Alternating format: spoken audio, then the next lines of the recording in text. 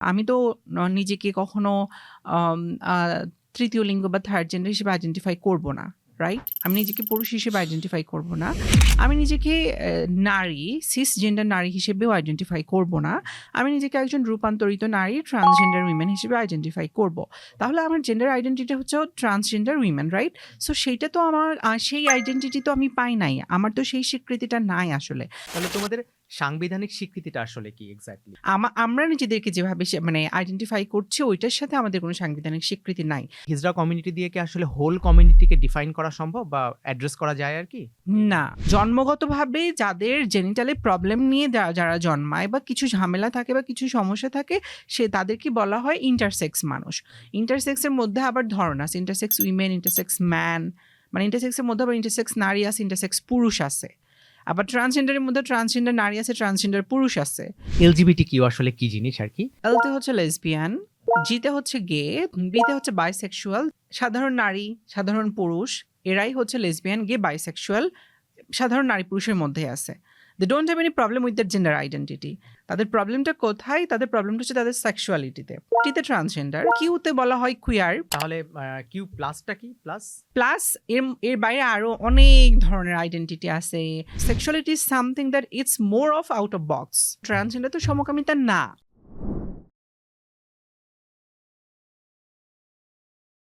বাংলাদেশের বর্তমান প্রেক্ষাপটে জেন্ডার ডাইভার্সিটি একটি বহুল আলোচিত শব্দ।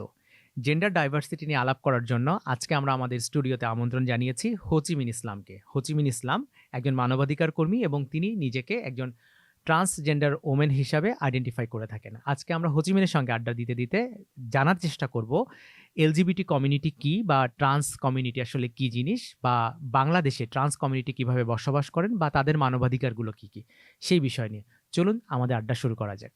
আর্ট অফ লাইফ উইথ আনন্দ কুটুম আজকের এই এপিসোডে আসার জন্য তোমাকে অনেক বেশি ধন্যবাদ। আজকে তোমার সাথে আমার অনেকগুলো আলাপ রয়েছে, ধীরে ধীরে আমরা পুরো আলাপগুলোকে করার চেষ্টা করব। আমি প্রথমে যেটা জানতে চাইবো আর কি, সেটা যে তুমি বিলং করো হচ্ছে থার্ড জেন্ডার কমিউনিটি থেকে আর কি। তো থার্ড জেন্ডার বলতে আসলে কি বোঝায়, ফার্স্ট জেন্ডার বা সেকেন্ড জেন্ডার আসলে কারা, এই হোল ব্যাপারটা আসলে বোঝার চেষ্টা করবো আর কি।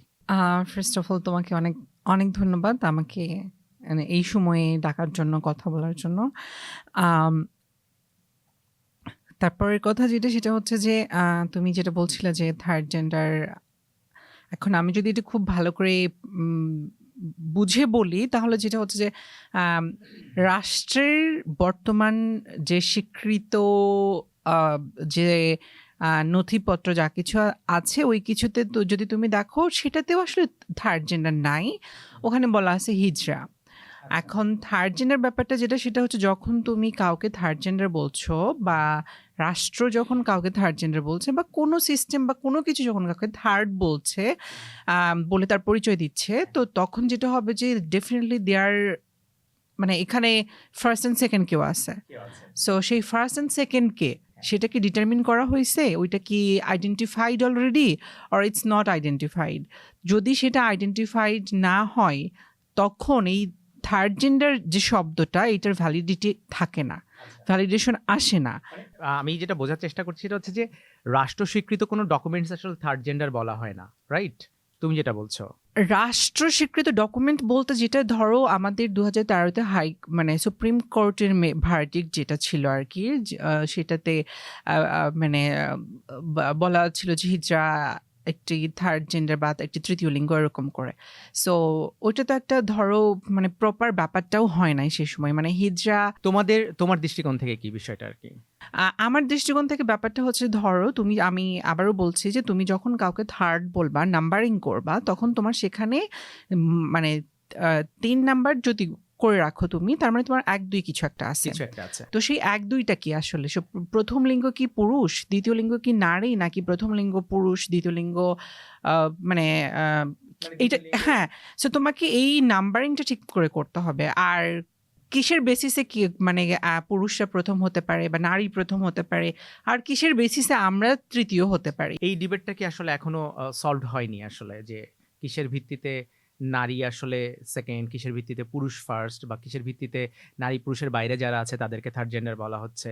না, আসলে ধরো ফার্স্ট আর সেকেন্ডকে এটা কিন্তু ঠিক করাই নাই, মানে কেউ কখনো এটা নিয়ে কথাই বলেনি, টু বি অনেস্ট। বাট সবাই কথা বলছে থার্ড জেন্ডার নিয়ে। এখন ধরো অনেক বছর চলে গেছে, আমরা ৫৪ বছরের মতো আমাদের স্বাধীনতা পাইছি। সো অনেক মানুষ আমাদের আগের যারা ছিল, যারা এই আমাদের মতো আইডেন্টিটি বহন করতো, তারা এগুলো নিয়ে হয়তো প্রশ্ন করে নাই তখন, বা তারা চিন্তা করে নাই। এখন আমরা আসছি যখন, আমরা কাজ করতে, আমরা বড় হচ্ছি, আমরা অনেক কিছু দেখছি, দুনিয়া তো অনেক আগায় গেছে, আগের মতো তো নাই আসলে, মানুষ অনেক কিছু এখন হাতের মুঠোয়। সো এখন যখন আমরা আমাদের ন্যারেটিভ বলতে চেষ্টা করতেছি, তো তখন যখন আমরা দেখছি যে একটা শব্দ কিভাবে একটা পিছিয়ে পড়া মানুষ এবং জনগোষ্ঠীকে আরো বেশি করে পিছিয়ে দেয় এবং আরো বেশি করে ধরো একটা বক্সের মধ্যে ফেলে, অস্ট্রাসাইজ করে ফেলে, তো সেরকমই একটা শব্দ হচ্ছে থার্ড জেন্ডার বা তৃতীয় লিঙ্গ, যেটা আমরা বলি আর কি।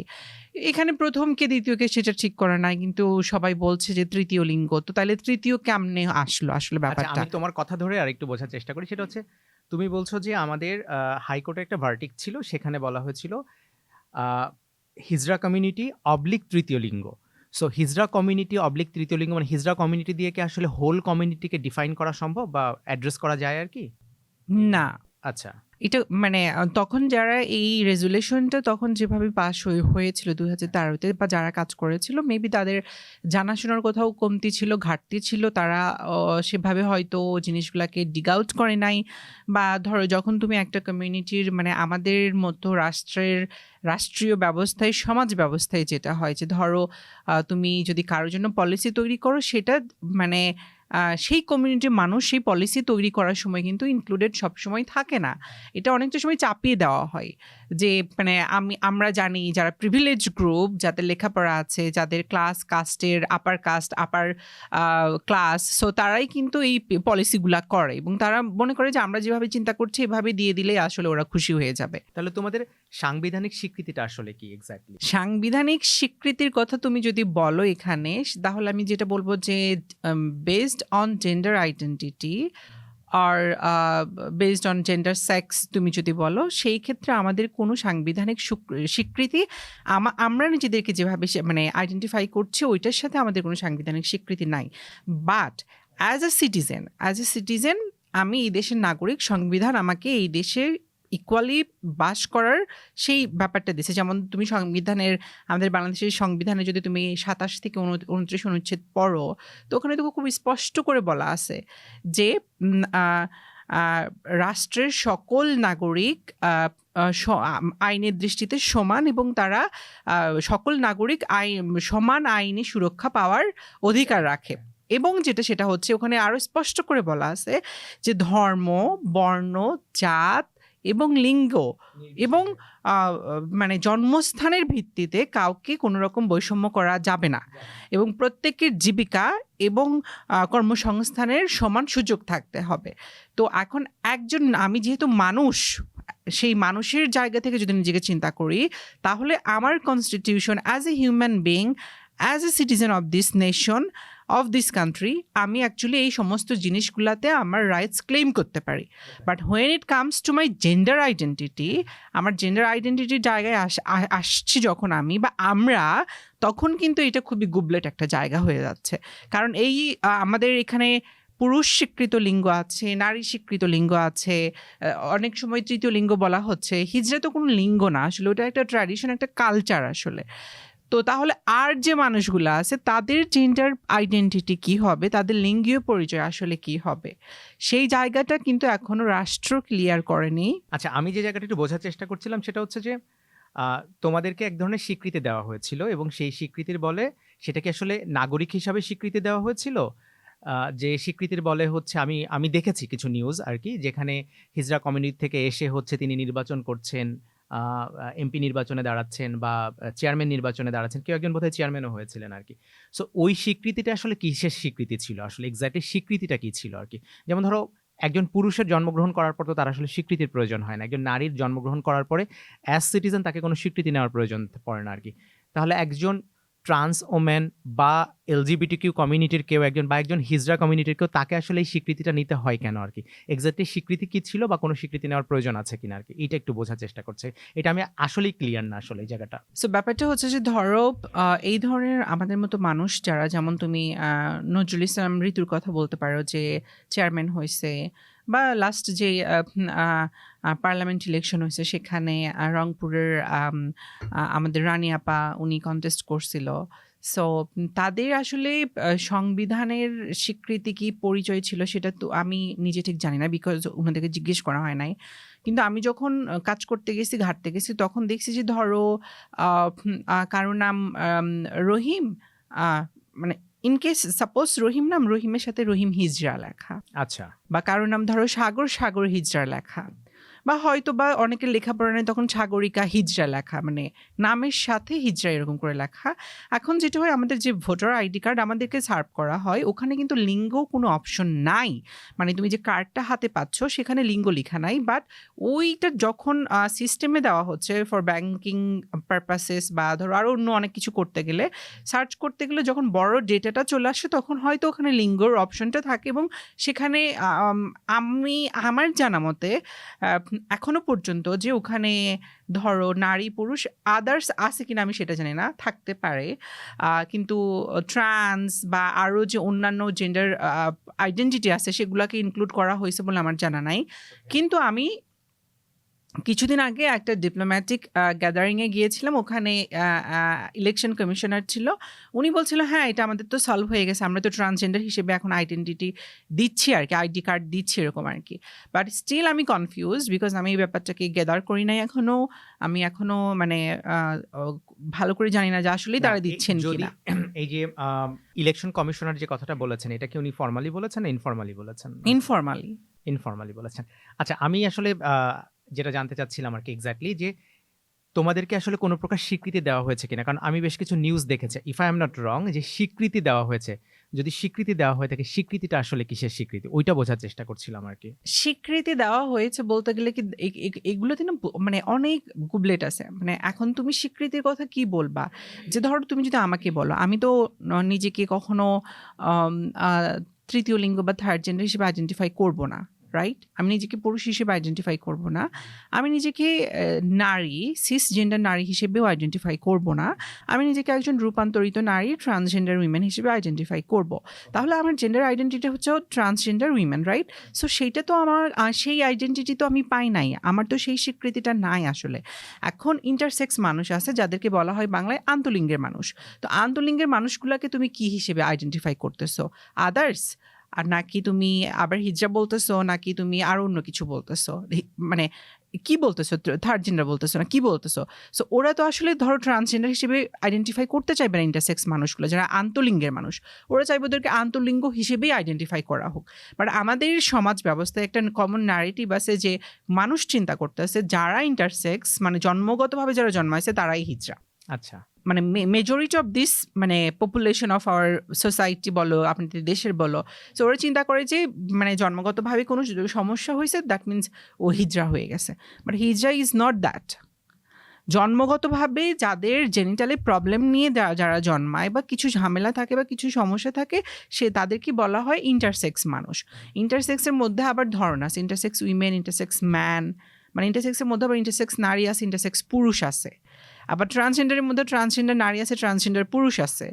সো এই জিনিসগুলো তো আছে। It's too complicated, right? Yeah, তো যদি এটা খুবই কমপ্লিকেটেড হয় তাহলে তো ধরো ইন জেনারেল মানুষের বোঝাও তো আসলে অনেক কঠিন আর কি। যে ধরো যদি আমি একটা ফেসবুক পোস্ট দেখি, সেখানে দেখা যাবে ইন জেনারেল মানুষজন ওই পোস্টে অনেক এলোমেলো কমেন্টস করছে। তোমার মনে হয় না যে এই কমেন্টসগুলো বেসিক্যালি ওর আসলে নলেজের ঘাটতি, এবং সেই নলেজটা দূর করার দায়িত্ব প্রথমত তোমাদের, দ্বিতীয়ত স্টেটের? কারণ বেসিক্যালি তোমরা যদি প্রপার নলেজ না দাও তাহলে এই যে জনগোষ্ঠী আসলে যাদের কাছে অ্যাকসেপ্টেন্স আমরা আশা করি বা তোমরা আশা করো, সেই জায়গায় আসলে অ্যাকসেপ্টেন্সটা আসবে না। মানে নলেজ ইনফরমেশনের ঘাটতি রয়েছে। আমি তোমার সাথে একমত, কিন্তু ব্যাপারটা যেটা হচ্ছে যে ধরো সমাজের পার্ট তো আসলে আমি একলা না, রাষ্ট্রের একটা বিরাট বড় ভূমিকা আছে। কিন্তু রাষ্ট্রের আগে আমি কি চাচ্ছি অ্যাজ এ সিটিজেন হিসেবে, আমার স্বীকৃতি কি হবে, আমার অধিকার কি হবে, সেটা আমাকে ক্লেম করতে হবে। সেটা আমি বা আমরা বা যে কোনো জনগোষ্ঠীর মানুষ, প্রান্তিক জনগোষ্ঠীর মানুষ ঠিক তখনই ক্লেম করতে পারবে যখন পরিবেশটাকে একটা নিউট্রাল জায়গাতে থাকবে। তোমার আইডেন্টিটিকে নিয়ে যদি জিওপার্ডাইজ করা হয়, তোমার আইডেন্টিটিকে যদি নিয়ে ধরো অনেক রং ঢং করে যদি একটা মানে হস্টাইল এনভায়রনমেন্ট ক্রিয়েট করা হয়, যেখানে তুমি দেখতেছো যে তোমার পরিচয়ের কথা বলতে গেলেই মানে জাতিগত একটা বা গোষ্ঠীগত সংঘাত ছড়িয়ে যাচ্ছে, তাহলে তো সেটা ভীষণ ভয়ঙ্কর। আর তখন তো এই ধরনের মানুষ, এই কমিউনিটির মানুষগুলো তখন তো সেই নিজেদের ন্যারেটিভ বলতে আসবে না। আসবে বলতে তখন আসবে যখন তারা সংগঠিত হবে এবং যখন দেখবে যে তারা, কারণ পৃথিবীতে যত বিপ্লবী হয়েছে সব বিপ্লব তার হুট করে মানে হয় নাই, সবাই অর্গানাইজ হয়েছে। যখন পিঠ দেয়ালে ঠেকে গেছে তখন যেমন আমি কিছুদিন আগে একটা ভিডিও দেখতেছিলাম, চে গুয়েভারার 5 সেকেন্ডের একটা স্পিচ ছিল 1964 সালে জাতিসংঘে। উনি জাস্ট গিয়ে বলল যে দেশ অথবা মৃত্যু, মানে উনার ভাষাই উনি বলছিল আর কি, বলে বের হয়ে চলে আসলো। মানে একটা মানুষ যখন একজন নেতা যখন এই ধরনের কথা বলে দেশ অথবা মৃত্যু, তার আর 1 ঘন্টার বক্তৃতা দিবার প্রয়োজন পড়ে না, 5 মিনিটেরও পড়ে না, তার 5 সেকেন্ড ইজ ইনাফ টু মানে আন্ডারস্ট্যান্ড করতে মানুষকে, হিউম্যান বিংকে, যে সে এবং তার গোষ্ঠী এবং তার সম্প্রদায় কিসের মধ্য দিয়ে যাচ্ছে। তো এরকম সিচুয়েশন যখন ক্রিয়েট হবে তখন সেটা যত ছোট গোষ্ঠী হোক না কেন, তারা কিন্তু তাদের রেভলিউশনের জন্য, তাদের লিবারেশনের জন্য তারা কিন্তু কাম আউট করবে। মরে যাবে তারা, রক্ত ঝরবে, জীবন দিবে, but they will come out. তুমি আরেকটা যেটা বলছিলে জনগণের কথা, যেটা বলছিলা যে সাধারণ মানুষরা যেটা কমেন্ট করে, আমার কাছে মনে হয় যে তারাই কমেন্ট করে যারা আসলে এই জার্নিটার মধ্যে দিয়ে যায়নি। এটা যদি এই জার্নির মধ্যে দিয়ে যদি কেউ যেয়ে থাকে, সে কখনো এটা কমেন্ট করবে না। তার পরিবারে যদি এরকম কোনো মানুষ থাকে, সে যদি খুব কাছে থেকে দেখে যে এই ধরনের মানুষ যারা ট্রান্সজেন্ডার, হিজড়া, ইন্টারসেক্স, নন বাইনারি, কুয়ার মানুষ যারা বা আরও অন্যান্য আইডেন্টিটির মানুষ যারা, তারা আসলে কিভাবে তাদের জীবনটা যাপন করতেছে এবং বড় হচ্ছে বা বেড়ে উঠতেছে বা সমাজে টিকে থাকতেছে, এইটা যদি কেউ কাছে থেকে দেখে, তাহলে সে কোনোদিনই তাকে নিয়ে এই ধরনের মন্তব্য করবে না। এলজিবিটি কিউ আসলে কি জিনিস আর কি, মানে জাস্ট তুমি যদি আমাকে একটু বুঝিয়ে বলো এলজিবিটি কিউ প্লাস এইটা আসলে কি জিনিস আর কি। এলজিবিটি আইকিউ যদি তোমাকে মানে তুমি যদি জানতে চাও, আমার কাছে এলতে হচ্ছে লেসবিয়ান, দুটো মেয়ের একসাথে যে সম্পর্ক, বা একটা মেয়ে একটা মেয়েকে পছন্দ করছে, সেটা ইন্টিমেসির জায়গা থেকে হতে পারে, ফিজিক্যাল অ্যাট্রাকশনের জায়গা থেকে হতে পারে, বা ফিজিক্যাল অ্যাট্রাকশন নাও হতে পারে, বাট রোম্যান্টিকভাবে তারা ফিল করতে পারে। জিতে হচ্ছে গে, দুটো পুরুষ মানুষের মধ্যেকার যে সম্পর্ক সেটা। বিতে হচ্ছে বাইসেক্সুয়াল, যে একটা পুরুষ হওয়ার পর একটা পুরুষকেও পছন্দ করে, একটা নারীকেও পছন্দ করে, নারী হওয়ার পর একটা নারীকেও পছন্দ করে, পুরুষকেও পছন্দ করছে। এটা হচ্ছে এলজিবি। এবং এই এলজিবি মানুষগুলা কিন্তু সিসজেন্ডার। সিসজেন্ডার কাকে বলা হয়? সিসজেন্ডার তাকে বলা হয় যে মানুষগুলো জন্মের সময় যে জেন্ডার আইডেন্টিটি নিয়ে জন্মাইছে, মানে ধরো একটা নারী নারী হয়েই জন্মাইছে এবং বড় হবার পরেও সে নারী, তার জেন্ডারের কোনো সমস্যা নাই, কিন্তু সে নিজেকে লেসবিয়ান আইডেন্টিফাই করতে পারে তার সেক্সুয়াল ওরিয়েন্টেশনের জায়গা থেকে। একটা পুরুষ হয়ে জন্মাইছে, বড় হবার পরেও সে পুরুষের মতোই চলতেছে, কিন্তু সে সেই পুরুষ হয়ে জন্মানোর পরে ছোটবেলাতে তাকে যে পুরুষ বলা হয়েছে, বড় হয়েও সে পুরুষ, কিন্তু তার সেক্সুয়াল প্রেফারেন্সের দিকে সে বাইসেক্সুয়াল হতে পারে। সে সেক্সুয়ালি দুই ধরনের নারী পুরুষ সবাইকে অ্যাট্রাক্ট করতে পারে। ওর কিন্তু জেন্ডারের কোনো পরিবর্তন হলো না, ও জন্মাইছে যে জেন্ডার নিয়ে, বড় হবার পরে ওরিয়েন্টেশনের পরিবর্তন হলো। ওরিয়েন্টেশনেরও পরিবর্তন না, ওর ওরিয়েন্টেশনও ছোটবেলা থেকে ওটা ছিল, ওইটাই আর কি। সো ব্যাপারটা হচ্ছে যে এইটা হচ্ছে সিস জেন্ডার মানুষরা হচ্ছে এলজিবি, মানে সাধারণ নারী, সাধারণ পুরুষ, এরাই হচ্ছে লেসবিয়ান, গে, বাইসেক্সুয়াল, সাধারণ নারী পুরুষের মধ্যে আছে। They don't have any problem with that gender identity. End of the day, দিন শেষে তারা ওই যে বাইনারি বলা হয় যে নারী পুরুষ, ওই নারী পুরুষের মধ্যেই কিন্তু ঢুকে আছে তারা। তাদের জেন্ডারের কোনো প্রবলেম নাই। তাদের প্রবলেমটা কোথায়? তাদের প্রবলেমটা হচ্ছে তাদের সেক্সুয়ালিটিতে। এখানে আরেকটা কথা আমার বলা উচিত, ধরো এই যে অনেক বেশি কাজ হয়, অনেক কাজ করা হয় জেন্ডার বেসড ভায়োলেন্স নিয়ে, জেন্ডার আইডেন্টিটি নিয়ে, বা ধরো জেন্ডার ইকুয়ালিটি নিয়ে, অনেক কিছুকে নিয়ে কাজ করা হয়। সেখানে জেন্ডারের দিক থেকে তুমি যদি চিন্তা করো, তাহলে ডেফিনেটলি নারী, ট্রান্সজেন্ডার বা এই ধরনের মানুষগুলো অনেক ধরনের সাফারিংসের মধ্যে দিয়ে যায় বা অনেক ভায়োলেন্সের মধ্যে দিয়ে যায়। ব্যাপারটা যেটা হচ্ছে এখন এলজিবি গেল, ট্রান্সজেন্ডার টি টিতে ট্রান্সজেন্ডার মানে একটা মানুষ জন্মাইছে, জন্মানোর সময় তাকে হয়তো বলা হয়েছে যে পুরুষ মানুষ, মেয়ে মানুষ, কিন্তু বড় হবার পরে ও নিজেকে আইডেন্টিফাই করতেছে যে না ও তো পুরুষ না, ও তো নারী। আবার ও আইডেন্টিফাই করতেছে যে না ও তো নারী না, ও তো পুরুষ। সো এটা হচ্ছে ট্রান্স। আর আইতে ইন্টারসেক্স মানুষ যাদেরকে বেশিরভাগ মানুষ মানে আমাদের সমাজের মানুষ যাদেরকে হিজড়া মনে করে, যে জন্মগতভাবেই জেনেটিক মানে জেনিটালে কোনো প্রবলেম আছে, সো তার মানে সে হিজড়া। সো ইন্টারসেক্স হচ্ছে সেইটা যেটা যাকে আন্তলিঙ্গ বলা হয়, যারা জন্মের সময় হয়তো বা কোনো একটা ত্রুটি বলতে কি কোনো একটা কিছু অর্গানের কিছু একটা নিয়ে তারা জন্মায়। সো হয়তো প্রপারলি আইডেন্টিফাই করা যাচ্ছে না যে সে নারী বাচ্চা না পুরুষ বাচ্চা। সো এই ধরনের ইস্যুস যখন থাকে ওরা হচ্ছে ইন্টারসেক্স। সো ইন্টারসেক্সের মধ্যে আবার ইন্টারসেক্স নারী, ইন্টারসেক্স পুরুষ এরকম থাকে। আর কিউতে বলা হয় কুয়ার মানুষ যারা। সো অনেকেই queer is more of political term. এটা একটা অনেক মানে বলা যায় এক ধরনের একটা পলিটিক্যাল টার্ম আর কি। যেমন অনেক আগে ওয়েস্টে কুয়ার শব্দটাকে খুব খারাপ হিসেবে দেখা হতো। যেমন ধরো আমাদের এখানে আমরা যদি বলি যৌনকর্মীদেরকে যে ভাষায় আমাদের এখানে ট্রিট করা হয়, অনেক নোংরা ভাষায়। হ্যাঁ। সো কুয়ার ছিল ওরকম একটা শব্দ, খুবই অচ্ছুত একটা শব্দ। বাট যখন যারা নিজেদেরকে কুয়ার আইডেন্টিফাই করতো সেই মানুষগুলো তখন একটা সময় প্রোটেস্ট করতে শুরু করলো এবং বলতে শুরু করলো ইটস ওকে ফাইন, আমি queer, what's your problem, it's something like that. তুমি আমাকে খারাপ বলতেছো, আমি খারাপই, তো প্রবলেমটা কোথায় তোমার এখন? তো ওই রেজিস্ট্যান্সের জায়গা থেকে কুয়ার শব্দটা এখন মোর অফ মানে একটা সময় এসে অ্যাকসেপ্টেন্স হয়ে গেল এবং it's right now a kind of political term. Like queer means তুমি যদি একটা বক্সের বাইরে গিয়ে কোনো কিছুর বাইরে গিয়ে মানে তোমাকে লিড করো, which can be courageous, which can be something like a single women can be. এটা কি এভাবে বলা যায় কি মানে কুয়ার হচ্ছে বেসিক্যালি নন কনফার্মিং, যিনি নিজেকে কনফার্ম করছেন না তিনি এক্স্যাক্টলি কি, ইয়া রাইট? ইয়া আচ্ছা, ওকে ফাইন। বা সামথিং ইজ কারেজিয়াস। যেমন ধরো আমাদের সমাজে একটা মেয়ে যদি সিঙ্গেল থাকে, ও যদি বিয়ে না করে, সো ওকে তো অনেক কিছুর মধ্য দিয়ে যেতে হয়। বাট বিং সিঙ্গেল, ও যে সিঙ্গেল থাকার যে সাহসটা দেখাচ্ছে সমাজ ব্যবস্থা, এবং যে সিঙ্গেল আছে, she can identify, if she want she can identify herself as a queer, because it's not something the conventional life যেটা সেটার মধ্যে তো নাই আসলেও। তাহলে কিউ প্লাসটা কি? প্লাস এর বাইরে আরও অনেক ধরনের আইডেন্টিটি আছে, অ্যাজেন্ডার, অ্যারোম্যান্টিক, এটা সেটা অনেক কিছু আছে তুমি যদি ঘাটতে যাও।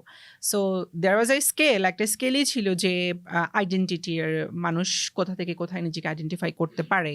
ইটস সামথিং লাইক ওগুলো আরও আমার মনে হয় যে আরও অনেক অ্যাডভান্স ব্যাপার অনেক কিছু আছে।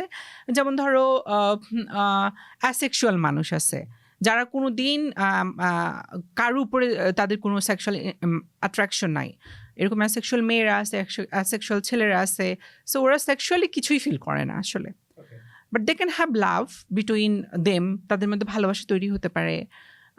অ্যাসেক্সুয়ালদের মধ্যেও এরকম লেসবিয়ান থাকতে পারে, লেসবিয়ান অ্যাসেক্সুয়াল, বা অ্যাসেক্সুয়ালদের মধ্যেও এরকম থাকতে পারে যে দুটো ছেলে ওরা অ্যাসেক্সুয়াল বাট ওরা দুজনকে পছন্দ করে।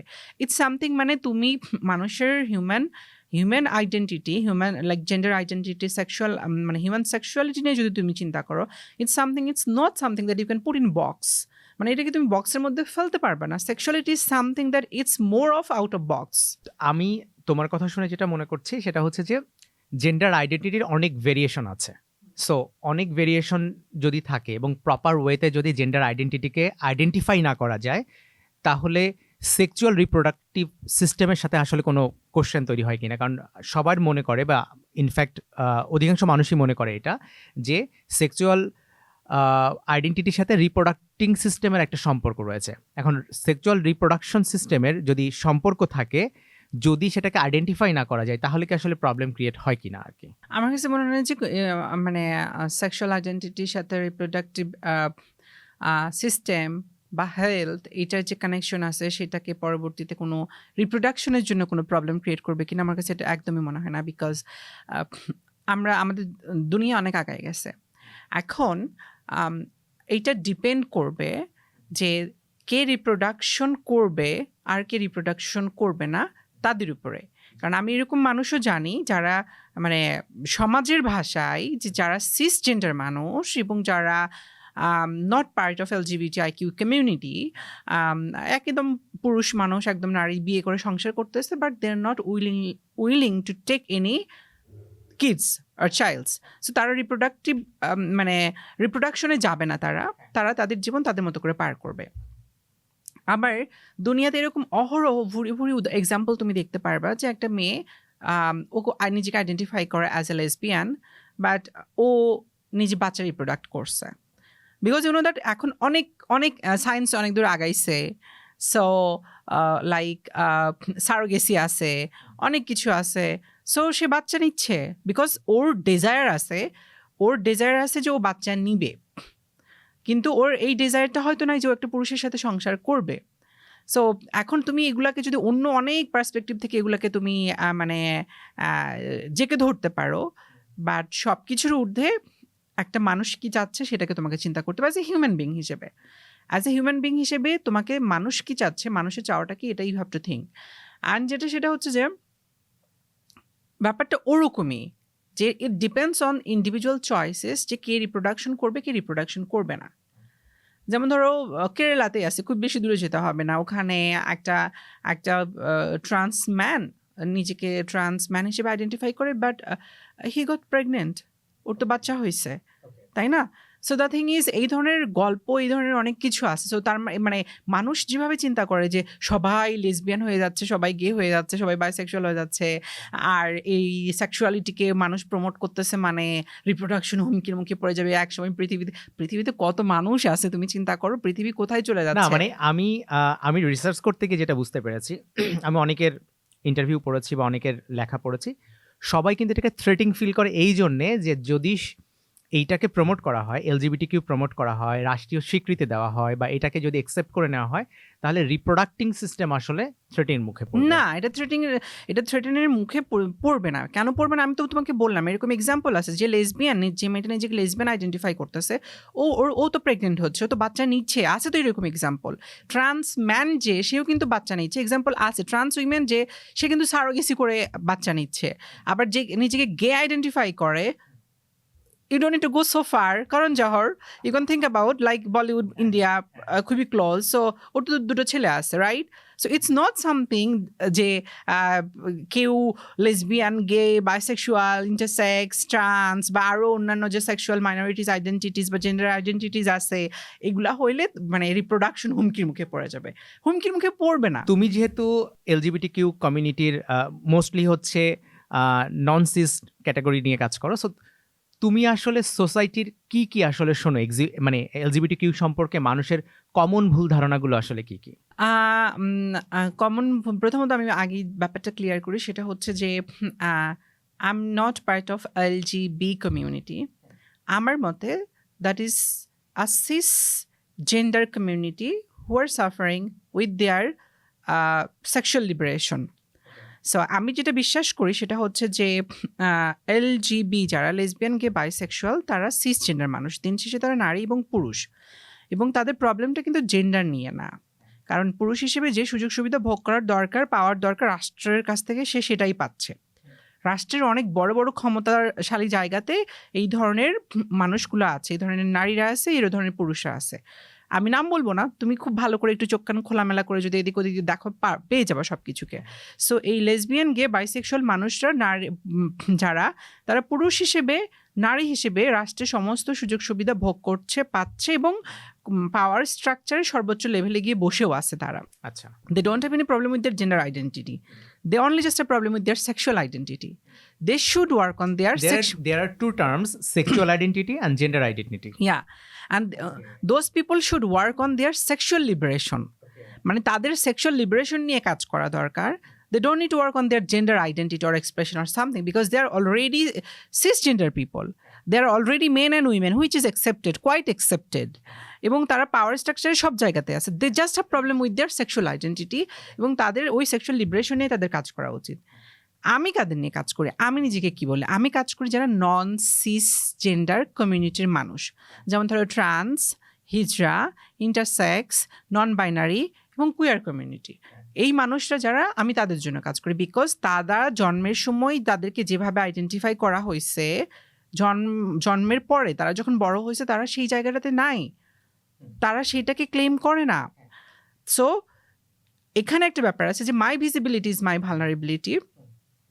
আমার যে ভিজিবল, আমি যে ভিজিবল হচ্ছি, ভিজিবল হওয়ার কারণে আমি কিন্তু ভালনারেবল হয়ে যাচ্ছি। আর মানে এই নন সিস মানুষ, ট্রান্স, ইন্টারসেক্স, হিজড়া, কুয়ার, নন বাইনারি, এই মানুষগুলো কিন্তু আইডেন্টিটি হাইড করতে পারে না। You can easily identify or detect them, right? এবং বিকজ অফ দিস, এই মানুষগুলাই primary target by the state, by the fundamentalist, by the militant, by everyone who don't want actually their rights. You can see that যখন Trump ক্ষমতায় আসলো, Trump নিজে বলতেছে যে there will be only two gender, right? Trump কিন্তু বলছে there will be only two gender. Trump কিন্তু এটা বলে নাই, there will be only one sexual identity, that is heterosexual identity. তার মানে কি, লেসবিয়ান আর হচ্ছে বাইসেক্সুয়াল গে মানুষ যারা আমেরিকাতে, they are safe because they are men and women end of the day. But who are at risk? The people who identify themselves as trans, hijra, intersex, non-binary, and queer. So they are the main and primary target around the world, everywhere. These people should work on gender liberation, gender identity. Also, these people have also problem with their sexual identity. Because এই ননসিস মানুষদের sexual behaviour কি হবে সেটা নিয়ে তো অনেক কানাঘুষা আছে, এবং সেটা নিয়ে অনেক গ্রহণযোগ্যতা, অগ্রহণযোগ্যতা, অনেক কনভারসেশন, অনেক কিছু আছে, এবং মানুষ এই জিনিসগুলোকে গুবলেট পাকায়। যেমন আমাদের দেশেই কিছু মানুষ বলতে শুরু করছে, বা কিছুদিন আগেও বলছিল যে ট্রান্সজেন্ডার এমন একটা ব্যাপার যেটা মানে অন্য এক রকমের সমকামিতা। তাদের ভাষা ট্রান্সজেন্ডার এক রকমের সমকামিতা, কিন্তু ট্রান্সজেন্ডার তো সমকামিতা না। কি তাহলে এটা যদি তুমি বলো, মানে ধরো একটা মানুষ, মানে if I see your body, আমি যদি তোমাকে দেখি এখান থেকে, আমি তোমাকে কি দেখতে পাচ্ছি? তুমি কি আমার চোখের সামনে, জাস্ট আমি চোখ দিয়ে কি দেখতে পাচ্ছি তোমাকে? আমি চোখ দিয়ে তোমাকে দেখতে পাচ্ছি তুমি একটা মানুষ বসে আছো, তোমার একটা স্কাল আছে, হুইচ ইজ অ্যানাটমি, যেটা একটা ফ্রেম, তারপরে তোমার বডি আছে, চামড়া আছে, চুল আছে, বা রক্ত আছে, মাংস আছে, which is physiology. So the frame is anatomy, the বডির পার্টস যেগুলো আছে তোমার, দ্যাটস ফিজিওলজি। সো মিলে একটা মানে একটা স্ট্রাকচার, একটা ফ্রেম তৈরি হলো। When you are human being, তুমি হিউম্যান বিংটা কখনো, বা when you have your mind, that means you have your brain. যখন তুমি চিন্তা করতেছো, যখন তুমি ভাবতেছো, তুমি তোমার চিন্তা ভাবনা দিয়ে সমস্ত কিছু দেখতেছো, then you are human being. So the thing is, এই যে মানে ট্রান্সজেন্ডার মানুষরা সমকামী না, তাইলে কি? এখানে এইটা নিয়েও অনেক নারেটিভ আছে, অনেক ডিসকাশন আছে, অনেক ডিবেট আছে। যেমন ধরো, আমি তো নারী, রাইট? আমি ট্রান্সজেন্ডার নারী, মানে আমি রূপান্তরিত নারী, এবং আমি নারী। এরকম অনেক লড়াই, মুভমেন্ট চলতেছে, trans women is a woman and you have to give the recognition, এরকম করে বলতেছে আর কি। তার মানে এই না ট্রান্স নারী মানে, ট্রান্স উইমেন মানে সিস নারী যেরকম তুমি তাকে সেটাই দিয়ে দাও। হ্যাঁ, আমরা বলতেছি যে trans women is a woman, that doesn't define. হ্যাঁ, আমার মনে হয় এই জায়গাটাই বোধহয় একটু একটা ভুল বোঝাবুঝি জায়গা তৈরি হয়েছে, যে নারী বলতে সবাই এক প্যাটার্নের নারী মনে করছে, বাট ইউ আর সেইং নারী বলতেও আসলে এখানে সিস্ট নারী, নন সিস্ট নারী রয়েছে। সিস নারী, নন সিস নারী, ইন্টারসেক্স নারী, অনেক, মানে when you are saying woman, যখন তুমি জেন্ডার বলবা, জেন্ডার ইটসেলফ মানে an inclusive word, women itself একটা ইনক্লুসিভ শব্দ। উইমেন মানে এখানে সমস্ত ধরনের উইমেন থাকবে, সিস উইমেন থাকবে, নন সিস উইমেন থাকবে, ট্রান্স উইমেন থাকবে, ইন্টারসেক্স উইমেন থাকবে, হিজড়া উইমেন থাকবে, কুয়ার উইমেন থাকবে, অ্যাসেক্সুয়াল উইমেন থাকবে, সকল উইমেন থাকবে। ঠিক জেন্ডারের বেলাতেও কিন্তু সেটাই থাকবে। সো দ্য ব্যাপার হচ্ছে, যখন আমরা ট্রান্সজেন্ডারদের এই সেক্সুয়ালিটির বা এই জিনিসগুলো নিয়ে আসি কথা বলতে, আমার মগজ আমাকে কি বলতেছে, আমার মন কি বলতেছে, যে আমি একটা নারী, ডেফিনেটলি আমি নারী। দেয়ার are so many treatment procedures, মানুষ এখন মেডিকেল সায়েন্স অনেক আগাইছে, ট্রান্সফর্ম করে একেবারে নারীর মতো হয়ে যেতে পারে, নারীর শরীর ধারণ করতে পারে, and they are all attracted towards men. So নারী হলো এবং অ্যাট্রাক্ট করতেছে একটা পুরুষকে। এই ট্রান্স মানুষরা কিন্তু আবার ধরো যারা গে ম্যান, মানে সমকামী পুরুষ, তাদের উপরে কিন্তু অ্যাট্রাক্টেড না। মেলে পুরুষ যারা, তাদের উপর অ্যাট্রাক্টেড না, বা ইন্টারসেক্স পুরুষ যারা, তাদের উপর অ্যাট্রাক্টেড না। এরা কিন্তু একদম যারা পুরুষ মানুষ, তাদের উপরে অ্যাট্রাকশন কাজ করে। আবার এই সমাজ ব্যবস্থায় এরকম অনেক পুরুষ পাবা যারা ট্রান্সজেন্ডার নারীকে পছন্দ করে, ট্রান্সজেন্ডার নারীর সাথে থাকতেছে। সো এটা তো শুধুমাত্র একটা সাইড থেকে আসতেছে না, the attraction is coming from both side. Okay, got it.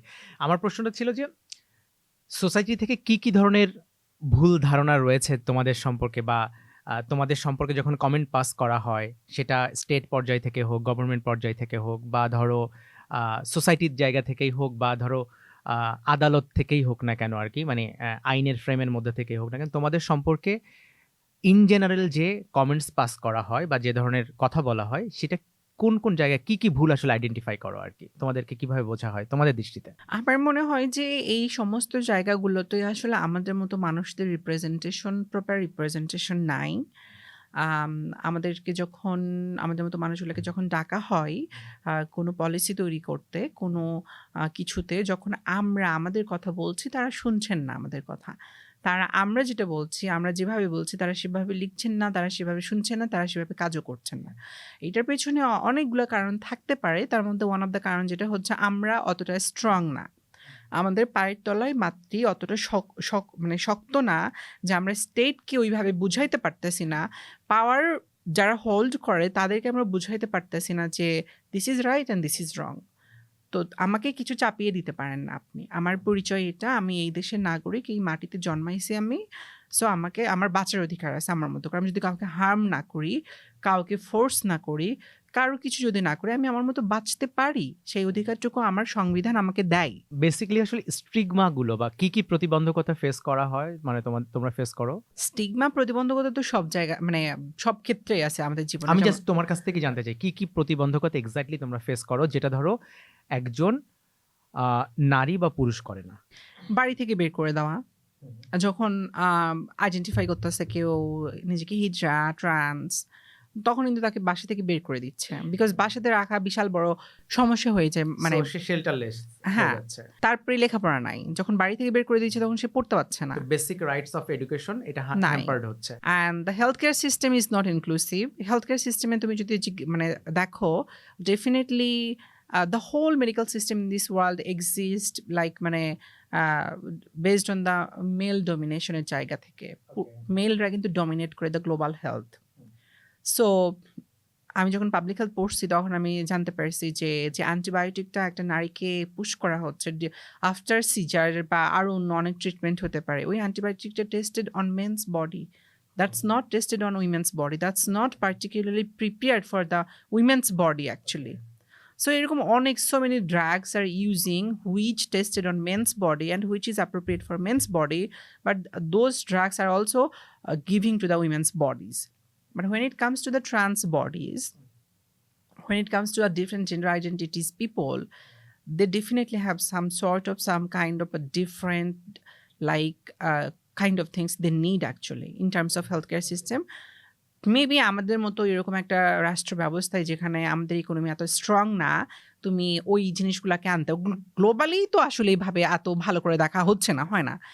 But minimum ভাবে আমরা যেটা এক্সপেক্ট করতে পারি, বেসিক যে মানে হেলথ কেয়ারের জায়গাটা যেটা, সেটাই তো আসলে হচ্ছে না। একটা মানুষ যখন এই ধরনের সম্প্রদায়ের মানুষগুলা চিকিৎসা পারপাসে যাচ্ছে হসপিটালে, তাকে আসলে কিভাবে দেখা হচ্ছে, তাকে কিভাবে রাখা হচ্ছে।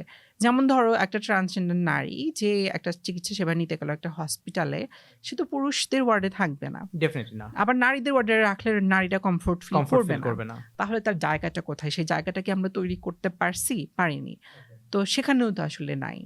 সো তুমি তিনটা বললা, একটা হচ্ছে শেল্টার ইস্যুস, একটা হেলথ ইস্যুস, একটা এডুকেশনাল ইস্যুস।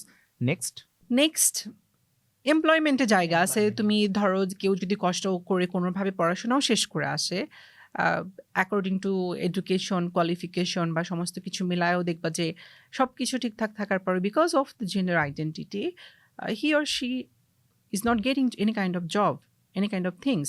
ইভেন যদি চাকরিও না করে, ধরো কোনো একটা বিজনেস করতেছে, সে বিজনেসটাও তো ঠিক মতো করতে পারে না, because of this stigmatization of the society.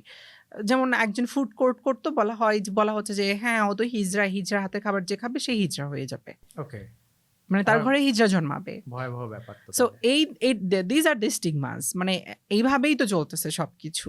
তুমি কবে আসলে তোমাকে পার্সোনালি রেকগনাইজ করেছো যে তুমি আসলে পুরুষ বা নারী নয়? আমার স্মৃতির যতটুকু গভীরে আমি ঢুকতে পারি, আমার একেবারেই ছোটবেলার যতটুকু গভীরে ঢুকতে পারি, আমি তত ছোটবেলা থেকে আমি বুঝতাম আই এম সামথিং ডিফারেন্ট। মানে আমার বোনের সাথে আমি খেলতে পছন্দ করতাম, আমি মেয়েদের আমাদের সমাজ ব্যবস্থায় যেসব মেয়েদের খেলাধুলা সেগুলো করতে পছন্দ করতাম। আহ, আমি কখনোই ছেলে বাচ্চারা আমাদের সমাজ ব্যবস্থায় যেভাবে বেড়ে ওঠে, যেভাবে খেলাধুলা করে, সেগুলো আমি কখনোই করিনি। ওগুলো আমাকে কখনো অ্যাট্রাক্টও করতো না।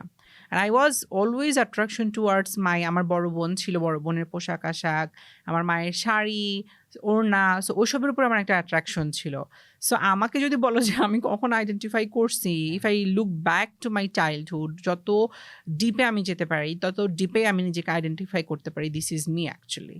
সো তখন থেকেই, বাট তখন আমি ছোট ছিলাম, তখন আমার কাছে ওই ন্যারেটিভ ছিল না, what is gender identity, what is sexual identity, and how I can come out, how I can identify my self.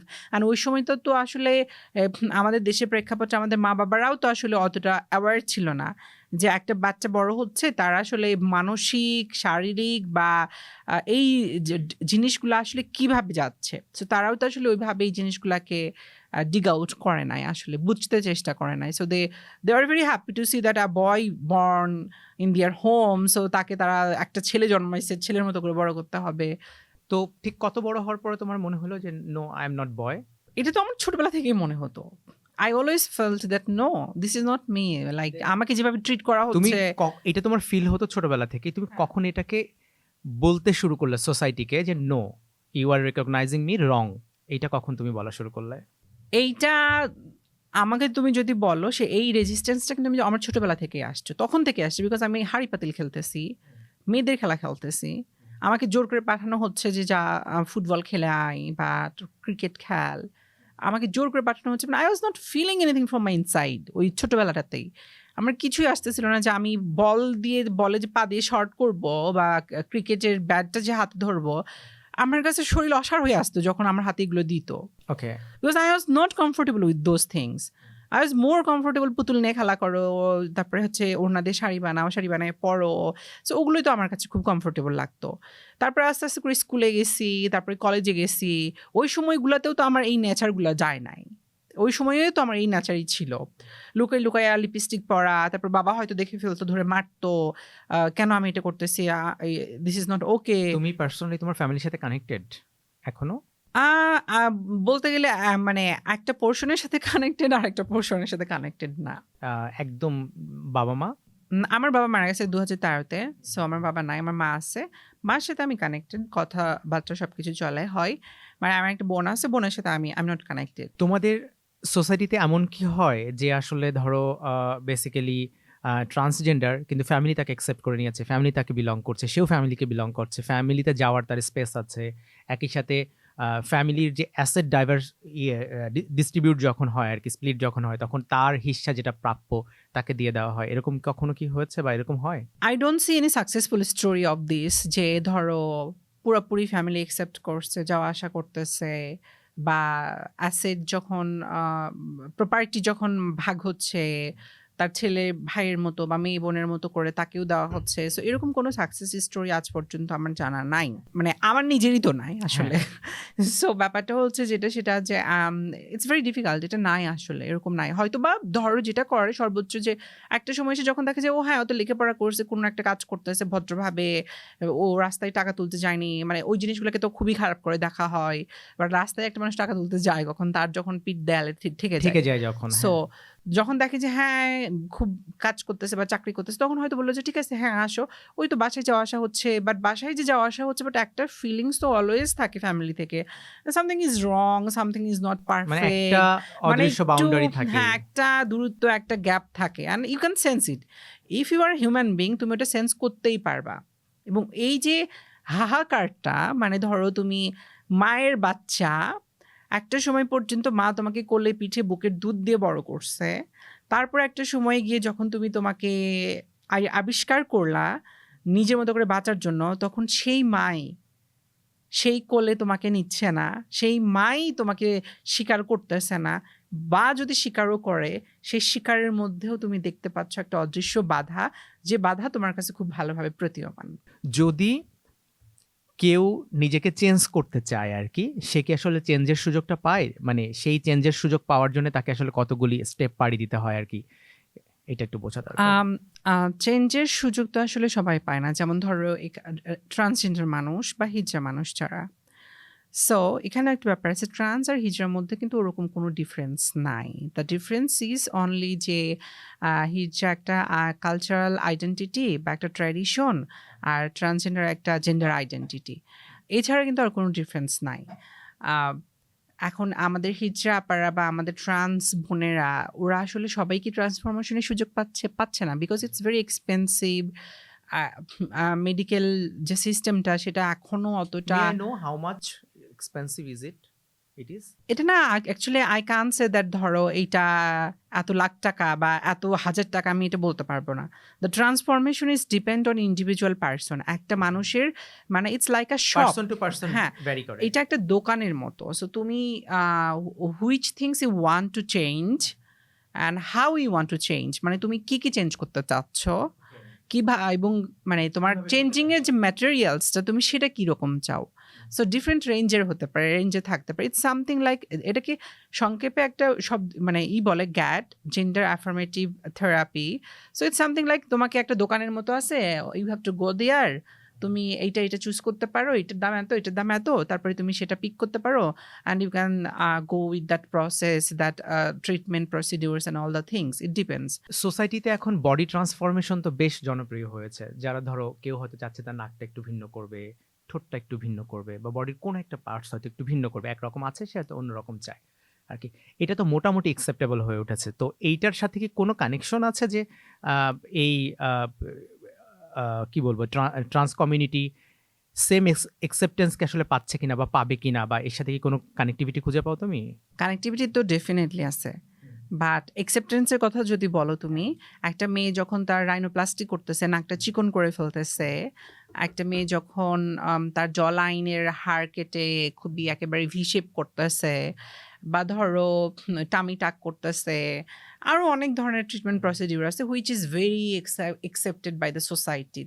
আমাদের নায়ক নায়িকাদেরকে দেখবা, তাদের চেহারা এই ধরনের মানে অ্যাস্থেটিক ট্রিটমেন্টের মধ্যে দিয়ে বা ডিফারেন্ট কাইন্ড অফ সার্জারির মধ্যে দিয়ে তারা গেছে, এবং তারা অনেক সুন্দর হয়েছে, এবং মানুষজন খুব মানে দেখে খুবই অবাক হয়, খুব সাপোর্ট করে। একটা ছেলে যখন তার এই ধরনের ট্রান্সফরমেশনের মধ্যে দিয়ে যায়, তার রাইনোপ্লাস্টি বলো বা আরও অন্য অনেক কিছু, মানে ফেসিয়াল অনেক কিছু সার্জারি চেঞ্জ যখন করে, ওরা কিন্তু খুবই অ্যাকসেপ্টেড হয় আর কি। But when it comes two trans মানুষজন বা হিজড়া মানুষজন, ওরা যখন এই ট্রান্সফরমেশনের মধ্যে দিয়ে যায়, তখন তাদের অ্যাকসেপ্টেন্সটা কিন্তু ঠিক এই পরিমাণ হয় না যে পরিমাণ একটা মেয়ে একটা ছেলে তাদের যে মানে ফিজিক্যাল অ্যাপিয়ারেন্সের যে ট্রান্সফরমেশনে যাচ্ছে। তোমাদের আগের জেনারেশনের থেকে তোমাদের জেনারেশনকে বেশি এই সুযোগটা পাচ্ছে বা বেশি এই অ্যাকসেপ্টেন্সটা কি পাচ্ছে সোসাইটি থেকে, নাকি আগের মতোই রয়ে গেছে? না, ডেফিনেটলি বেশিই পাচ্ছে। ধরো আজ থেকে 10 বছর আগে আমি চিন্তা করতে পারতাম না আমার হাতে এত দামি একটা মোবাইল থাকবে। সো ডেফিনেটলি আমি প্রিভিলেজ আমার মানে আগের জেনারেশনের চাইতে, যারা চলে গেছে আগে। So in this case this is also same, like আমার আগের যারা ছিল তাদের চাইতে আমরা এখন আরও অনেক বেশি, মানে আমি এখন গুগল করে সার্চ করে দেখতে পারি আমার ডক্টর কোথায় হতে পারে, আমি কোথায় সার্জারি করতে পারি, কোথায় যেতে পারি, কত টাকা খরচ হতে পারে, কী হতে পারে। I have all the information, all the access. So এই এক্সেসটা তো আগে ছিল না আসলে। তো ডেফিনেটলি মানুষও অনেক ডাইভার্সিফাই হয়েছে, মানুষের চিন্তাও অনেক অনেক মানে চেঞ্জ হয়েছে। সো আমার মনে হয় যে আগের চাইতে আমরা আমাদের জায়গা, আমাদের আগের জেনারেশন যেভাবে ফেস করছে তার চাইতে আমরা অনেকটা মানে ওপেন আপ করতে পারছি। বাবা মা একটা বাচ্চা হওয়ার পরে তারা কিভাবে বুঝবে যে তার বাচ্চাটা আসলে ইন ফিউচারে গিয়ে সে আসলে নিজেকে ভিন্নভাবে ক্লেম করতে পারে? মানে ঠিক আমি ওই পয়েন্টটা বোঝার চেষ্টা করছি। একটা প্যারেন্টসের সঙ্গে একটা বাচ্চার কোন বয়সে গিয়ে আসলে এই কনভারসেশনটা আসলে হওয়া উচিত বা হবে, যেখান থেকে বাবা মা বুঝতে চেষ্টা করবে বা বুঝবে যে এটা ঠিক ছেলে বা মেয়ে নয়, এ ডিফারেন্ট। সেটা মানে এলজিবিটি বাদ দিয়ে বাকি যারা আছে তাদের মতো ডিফারেন্ট সে আসলে। কোনো একটা বাচ্চাকে আসলে ফ্যামিলি থেকে বাবা মার ওভাবে কোনো কিছুতে হুট করে আইডেন্টিফাই করা উচিত না। ফ্যামিলি থেকে বাচ্চাদেরকে তারা যেভাবে বড় হতে চাচ্ছে, definitely as a father and mother they have to guide, they have to taught them which is wrong, which is right. এই সমস্ত জিনিসগুলো তাদেরকে তো শেখাতে হবে, বলতে হবে। বাট এই যে ধরো যে আমরা আইডেন্টিফাই করে ফেলি বা আইডেন্টিফাই করছি না, আমার মনে হয় এই জিনিসটা বাচ্চাদের উপরে ছেড়ে দিতে হবে। আমার কাছে মনে হয়, আমি পার্সোনালি ফিল করি during puberty or after puberty এই টাইমটার মধ্যেই হয়তো বা ভেতর থেকে এই ধরনের মানে বাচ্চাদের ভেতর থেকে বা এই মানে এই পিউবার্টির বয়সের সময় এই বাচ্চাগুলোর ভেতর থেকে আসলে ওই জিনিসটা আর্টসটা বের হয়ে আসে। No, this is actually me, this is my interest, I want to identify myself in this way. So it should be come out from them, not from the parents or anyone, friends or anyone. এটা তাকেই চিন্তা করতে হবে, তাকে চিন্তা করে সেই সুযোগটা দিতে হবে। কারণ আমি এরকম দেখছি যে ইন্টারসেক্স বাচ্চা জন্মাইছে, জন্মানোর পরে তাকে অপারেশন করে ছেলে বানাই দিছে, বিকজ আমাদের সমাজে ছেলের অনেক মূল্য, দাম অনেক। তো ছেলে বানাই বড় করছে, বড় করার পরে যখন পিউবার্টিতে গেছে তখন ও নিজেকে আর ছেলে আইডেন্টিফাই করে না, ও তো নিজেকে মেয়ে আইডেন্টিফাই করে। তখন আবার ডাক্তারের কাছে গেছে, ডাক্তার আবারও অপারেশন করছে, অপারেশন করে আবারও ছেলে বানাইতে চেষ্টা করছে, হরমোন থেরাপি দিছে, nothing worked out. In the end তাকে কিন্তু আবারও ওই মেয়ের জার্নিতেই ফেরত আসতে হয়েছে। সো এই জিনিসগুলো তো ঘটছে, এবং এই যে একটা বাচ্চার শরীরের উপর অনেকগুলো সার্জারি হলো, যদিও সে ইন্টারসেক্স একটা বাচ্চা ছিল, বাট আমার কাছে মনে হয় it should be claimed by the person, ওই মানে পিউবার্টি সময়ের মানুষ, বাচ্চা, যেটাই বলো, শিশু, যুবক, তুমি যেটাই বলো, তাদের এটা যে আইডেন্টিফাই করা উচিত আসলে। আচ্ছা, আমি যেটা জানতে চাই সেটা হচ্ছে যে সোসাইটি কিভাবে আসলে নলেজেবল হতে পারে বা এডুকেটেড হতে পারে এই কমিউনিটি সম্পর্কে আর কি। সেক্ষেত্রে মানে কি ওয়ে হতে পারে? এটা কি আসলে গভর্নমেন্টের এন্ড থেকে আসলে এডুকেটেড করতে হবে, নাকি আসলে অন্য এনজিও, তো অনেক এনজিও কাজ করে, তারপর পর্যাপ্ত এডুকেটেড মানুষ এখনো হয়নি। সো এডুকেটেড হওয়ার প্রসেসটা কি হতে পারে তোমার মতে আর কি? দেখো, আমার কাছে মনে হয় যে সবচাইতে বড় বাধা এই সমস্ত কিছু পেছনে আসলে স্টেটকে, রাষ্ট্রকে তো দোষ দিয়েও লাভ নাই। রাষ্ট্র তো তোমার আমাদের সমন্বয়ে রাষ্ট্র তৈরি, রাইট? তো যেটা হচ্ছে যে রাষ্ট্র ক্ষমতায় যখন মানুষ যায় তখন তারা মেজরিটির কথা চিন্তা করে, মাইনরিটির কথা চিন্তা করে না। কারণ মেজরিটির ভোটে যে জিতে সেই সরকার গঠন করে, এবং মেজরিটির চাওয়া পাওয়ার উপরে তাদের সবচেয়ে বড় আকর্ষণ থাকে, এবং তারা তাদেরকেই সার্ভ করতে চায়, তাদের মূল focus point. They don't think about the minorities, because ওদের তো ভোট ব্যাংক নাই। তো ওরা কি করলো না করলো, it doesn't matter and of the day. But maybe when it comes to the global politics or diplomacy, যখন সারা পৃথিবীর সাথে তোমার সম্পর্ক হচ্ছে একটা রাষ্ট্র হিসেবে, তখন তো তোমাকে দেখাতে হবে তোমার এখানে মানবাধিকার কি আছে। তখন হয়তো কোনো রাষ্ট্র ক্ষমতায় থাকা ব্যক্তি, মানুষ, পাওয়ার একটু তখন চিন্তা করে যে হ্যাঁ, একটুখানি হেল্প করি, একটুখানি ওদেরকে একটু আপলিফট করে দেখাই, আমার সরকারের, রাষ্ট্রের একটা ভালো ইমেজ তৈরি হবে, সেই জন্য হয়তো ওই আপলিফটটা করে দেয়। But in truth, in reality, রাষ্ট্র ক্ষমতার কেন্দ্রে যারা থাকে তারা খুবই একেবারে নগণ্য পরিমাণে চিন্তা করে মাইনরিটিসদেরকে নিয়ে। এখন আমাদের মতো মানুষগুলোর কে বেশি করে জানার, বোঝার উপায় একটা, আমাদের মতো মানুষগুলোকে কথা বলতে দিতে হবে, আমাদের মতো মানুষগুলোর কথা শুনতে হবে, এবং এই কথা বলতে দেওয়া এবং কথা শোনা, এই দুটা একেবারে অভয় দিয়ে করতে হবে। মানে কেউ কথা বললো দেখে তুমি তাকে মেরে ফেলবা, তুমি তার বিরুদ্ধে যুদ্ধ ঘোষণা করে দিবা, তাকে হার্ম করার চেষ্টা করবা, এইটা যদি থাকে তাহলে তো কোনো মানুষই কথা বলতে পারবে না। কথা বলতে হবে। একটা জিনিস এটাও আমাদের প্রত্যেকটা মানুষকে বুঝতে হবে, দুনিয়াতে যত বড় সমস্যাই হোক, প্রত্যেকটা সমস্যার সমাধান টেবিলে এসে হয়, একসাথে বসে আলোচনার মাধ্যমে হয়। ইউক্রেন রাশিয়া ওয়ার তুমি দেখো, গাজার ইসরায়েলের যুদ্ধ, যেটাই দেখো তুমি, দুনিয়াতে যত যুদ্ধ, লড়াই, বম্বিং টম্বিং, যা কিছুই করো, ইন দ্য এন্ড ইভেন আফগানিস্তানের তালিবান, কাতারে না দোহাতে না কোথায় মার্কিন অথরিটির সাথে মিটিং করে তারপর মার্কিন সেনারা চলে গেছে আফগানিস্তান ছেড়ে। That is also came decided from the table actually, যে এটা তালিবানদের হাতে ছেড়ে দেওয়া হচ্ছে। সো দ্য থিং ইজ, দুনিয়াতে তুমি অনেক লড়াই, ফাইট, যুদ্ধ, মারামারি, খুনোখুনি করতে পারো, তোমাকে শেষ সমাধানটা এসে টেবিলেই করতে হবে। তাহলে গুরুত্বপূর্ণ একটা কথা বলেছে। তাহলে শেষ সমাধানটা যদি টেবিলেই হয়ে থাকে, তাহলে অস্ত্র ভুলে যাও, হুমকি দেওয়া ভুলে যাও, নিজের বিশ্বাস আরেকজনের উপরে চাপিয়ে দেওয়া ভুলে যাও, ভুলে গিয়ে তোমার বিশ্বাস, তোমার ফিলোসফি, তোমার আইডিওলজি নিয়ে তুমি চর্চা করো। অন্য যার যে বিশ্বাস, আইডিওলজি, ফিলোসফি আছে, তাকে সেটা চর্চা করতে দাও। সমাজ যেটা গ্রহণ করার করবে, যেটা ফেলে দেওয়ার ফেলে দেবে। বাট অস্ত্র, ভয়, ভীতি, হুমকি, হত্যা, এগুলো করে আসলে কিছুই হবে না। ইউ ক্যান কিল মি, তুমি আমাকে মেরে দিতে পারো, বাট তুমি কি আমার আইডিয়াকে মারতে পারবা? তুমি কি আমার চিন্তাকে মারতে পারবা? Because there are so many Ho Chi Minhs already created, replicated. কয়টা হোচিমিনকে মারবা তুমি? ওকে, Is it possible? It's not just only human body. It's something which is ideology, which is beyond human body. So just think করো, চিন্তা করো, চিন্তার যুদ্ধ করো, অস্ত্রের যুদ্ধ, হত্যার যুদ্ধ বাদ দাও। আমি এই পয়েন্টটা একটু জানতে চাই, সেটা হচ্ছে তোমাদের মানে নারী পুরুষের ফিউনারেলের কিছু সিস্টেম আছে, religion by religion, society by society, ভিন্ন ভিন্ন হয় আর কি। তোমাদের ফিউনারেলগুলো কেমন হয়, বা ফিউনারেলের ক্ষেত্রে আসলে কি পলিসি বা কি কি মেনটেন করা হয় আর কি? এই কালচারটা আসলে কি, ফিউনারেল কালচার? আমার মনে হয় যে যারা ফিউনারেল কালচার এই যেটা, সেটা সমাজে যেভাবে আছে ওভাবেই হয়তোবা হয়, বা হয়তোবা অনেক সময় যেটা হয়েছে, ধরো যেমন আমাদের যারা যৌন কর্মী, যৌন পেশায় থাকে, তাদের অনেক সময় ফিউনারেল হয় না।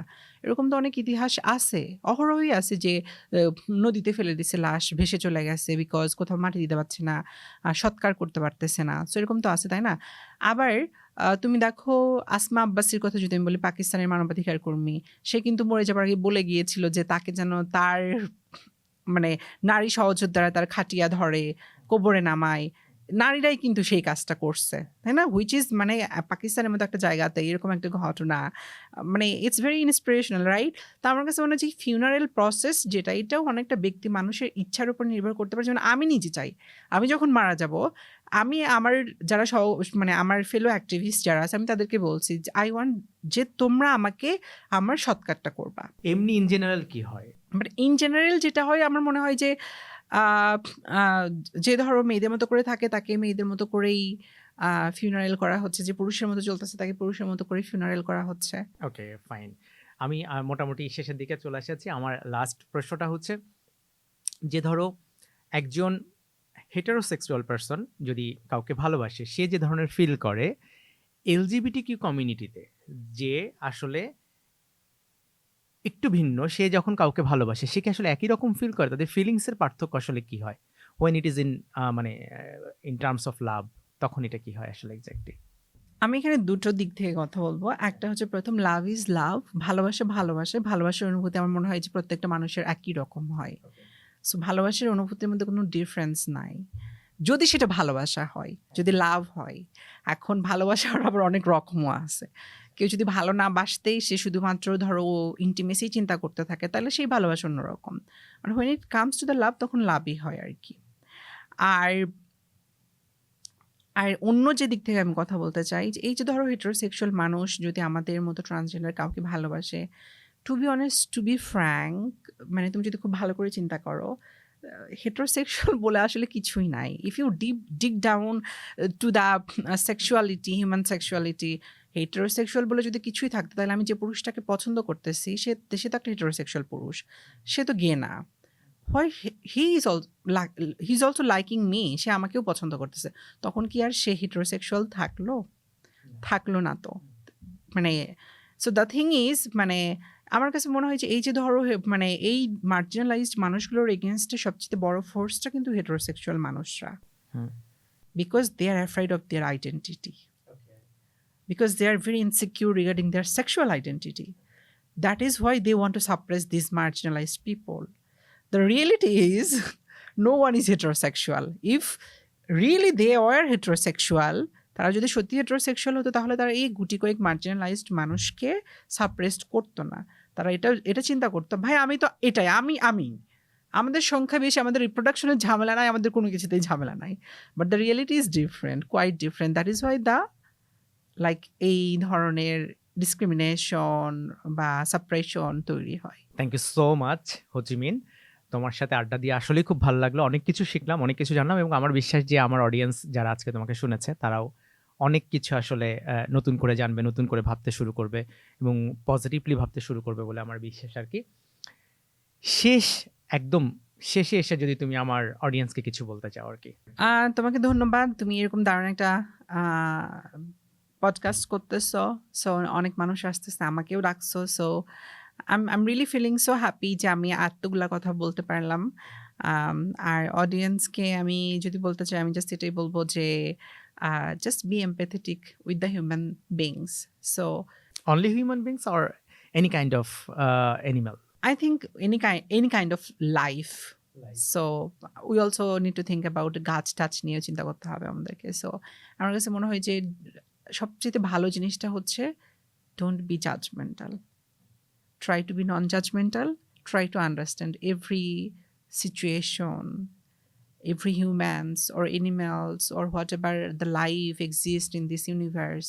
We all need to think like তাদের জার্নিটা আলাদা আলাদা হয়। কারো জার্নি মানে there is nothing like মানে ইউনিফাই একটা কিছু নাই যে ওই একটা জিনিসের মধ্যে দিয়েই সব শেষ হয়ে যায়। সো প্রত্যেকটা জিনিসের ডিফারেন্ট জার্নি থাকে অ্যান্ড সেই জার্নিটাকে we have to respect.